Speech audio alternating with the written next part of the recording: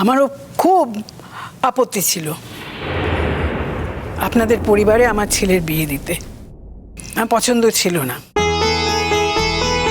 আমার ছেলে এত লেখাপড়া, এত শিক্ষা, আপনার মেয়ের তো অত শিক্ষা ছিল না। অনেকেই আমাকে বারণ করেছিল, অনেকেই আপত্তি জানিয়েছিল, কিন্তু আমি বুঝেছিলাম যে ওর মধ্যে যে শিক্ষাটা আছে এই সবাইকে ধরে রাখতে পারবে, ও বেঁধে রাখতে পারবে, ওর মধ্যে এই শিক্ষাটা আছে। আমি বুঝেছিলাম বইমুখী শিক্ষা তো অনেকের থাকে, শুধু বইমুখী শিক্ষা হলে তো হয় না, তার থেকে বড় আরো শিক্ষা আছে। আর আপনার মেয়ের মধ্যে যে শিক্ষাটা আছে সে যে কোনো বইমুখ লোককে আরো বড় ওই শিক্ষা দিয়ে দিতে পারবে, এটা আমি বুঝেছিলাম। আমি ওকে চিনতে পেরেছিলাম, আমি ওকে ঘরে নিয়ে এসেছিলাম। আমি ও বৌমা, শোনা বৌমা, আমি কিন্তু বুঝতে পেরেছিলাম যে এই শিক্ষাটা তোমাকে যিনি দিয়েছেন, এই দারুণ শিক্ষাটা, এই সবাইকে জড়িয়ে রাখা, সবাইকে বেঁধে রাখা, সবাইকে ধরে রাখার এই শিক্ষাটা, এই দারুণ শিক্ষাটা তোমার এই কাকাই তোমাকে দিয়েছিলেন।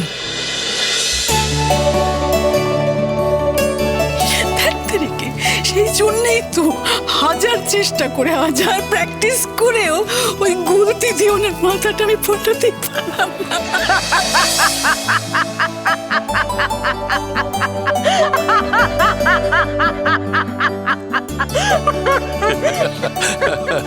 আরে আমারও তো সেই একই ব্যাপার। বন্দুকটা বহুবার প্র্যাকটিস করেছি, কিন্তু বন্দুকের আওয়াজ আর বার করতে পারিনি। কেন জানেন? এখন আমার এই মেয়েটা মাহারা হয়ে যেত।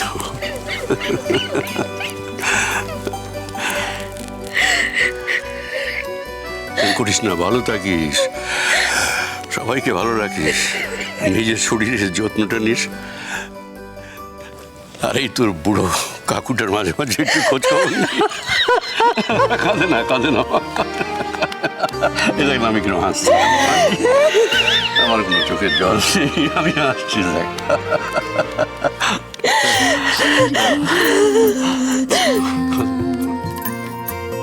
ডাকনাম বুঝি মায়া, একটু ব্যাগটা গুলো এগিয়ে দে যা। ডাকনাম বুঝি মায়া। যাওয়ার সময় মুখটা এরকম কালো করে থাকিস না মা।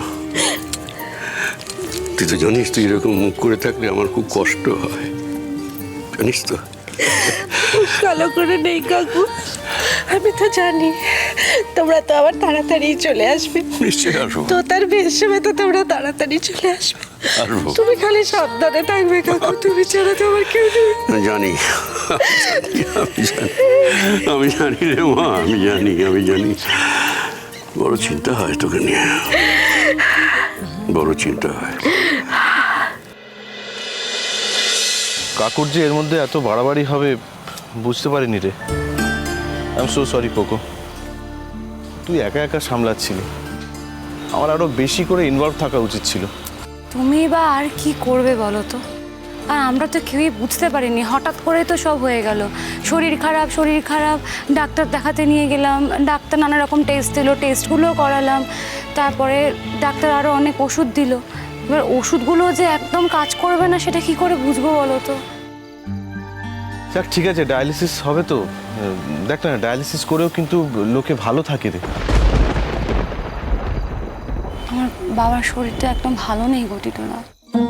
সে তো বুঝতেই পারছি, রিপোর্ট দেখে তো আমার সত্যি মনটা আমারও খারাপ হয়ে গেল। তবে যাক, একদিক দিয়ে ভালো, ডায়ালিসিসটা তো শুরু হবে। কিন্তু বাপির তো জেনারেল হেলথটাও খারাপ, এবার ডায়ালিসিসটা নিতে পারবে কিনা। তুই বোকার মতো কথা বলিস না তো। ডাক্তাররা তো বুঝে সুঝে একটা ডিসিশন নিয়েছে নাকি, তুই এত চিন্তা করিস না তুই। জানো বাপি কালকে রাত্রেও কি বলেছে আমাকে? কি?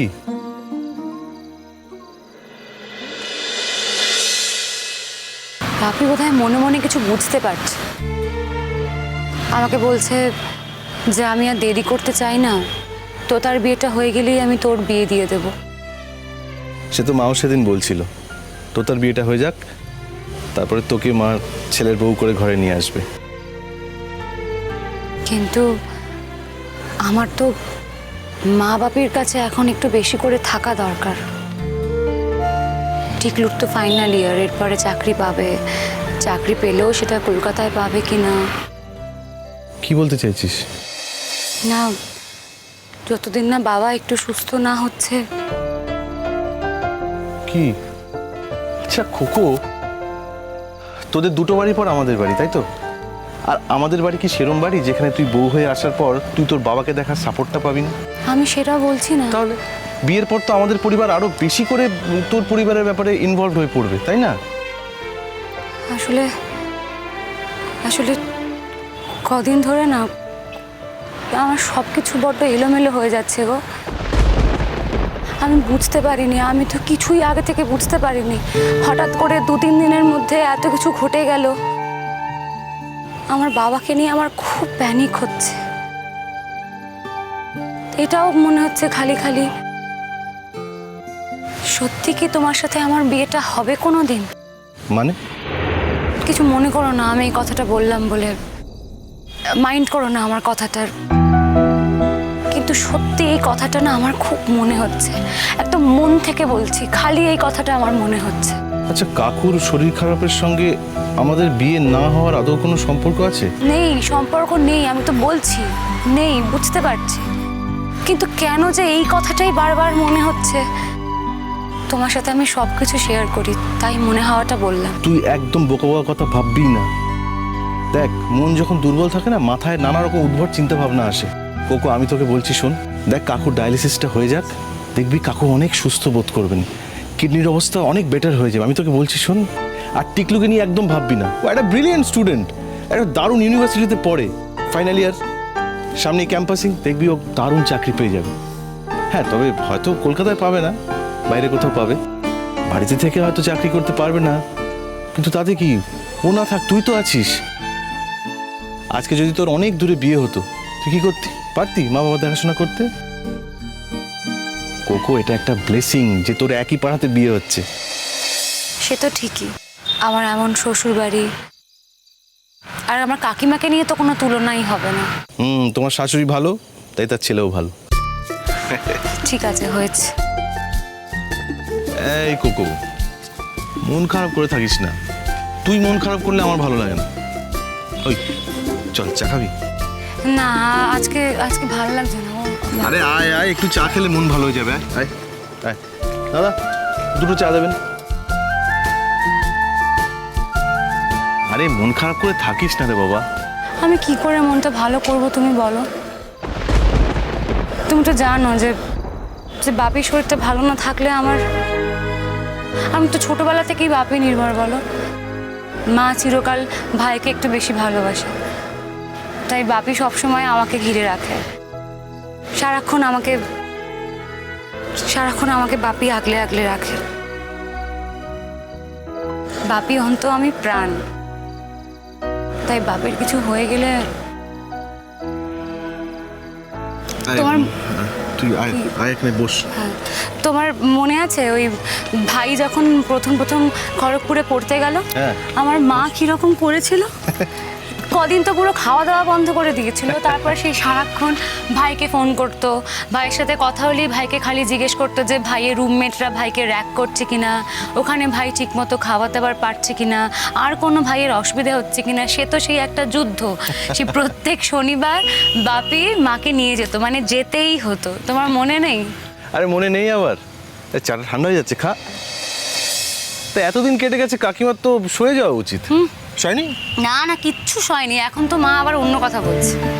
কি বলছে? এখন বলছে যে ভাই এলে মা ভাইকে বলবে ভাই যেন কলকাতার বাইরে কোথাও চাকরি না নেয়। সে কি কথা? হ্যাঁ, কেন? শুধু কলকাতাতেই ভাইকে চাকরি করতে হবে, রোজ বাড়ি থেকে দুটো ভাত খেয়ে যাতে অফিসে যেতে পারে। জল থই থই জল থই থই ভালোবাসা